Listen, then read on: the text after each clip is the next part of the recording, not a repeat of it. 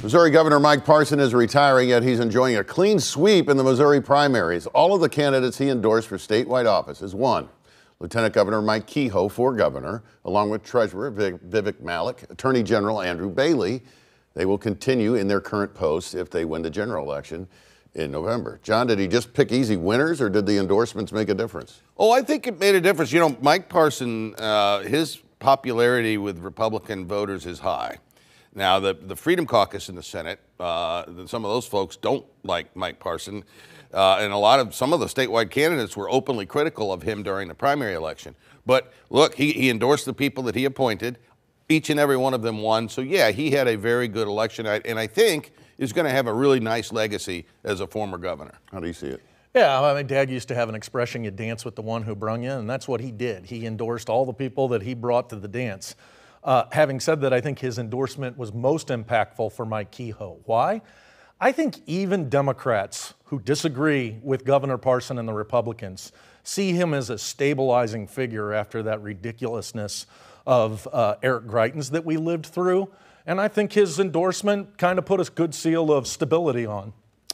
Now to our quote of the week. In a social media post, independent presidential candidate Robert Kennedy shared a story with comedian Roseanne Barr about him finding a dead bear 10 years ago and planting it in New York Central Park as a prank. News reporters covered the shocking bear discovery, which remained a mystery until now. In our quote of the week, Kennedy told reporters who were pressing him on the bear story that, "I've been picking up roadkill my whole life. I have a freezer full of it." A spokesman later clarified that Kennedy is a falconer and he uses roadkill meat to train ravens. Have at it, boys. I'm starting to think there might be something not too right with this guy. He's putting cubs out in the park and he's putting roadkill in his freezer. For whatever factor he might have once been in this presidential race, he's reduced himself to complete irrelevance at this point. He's getting on more ballots. Yeah, he may have the most famous name in the country, and he looks exactly like his dad and his uncle, but that's where it stops. He's a weird dude, man.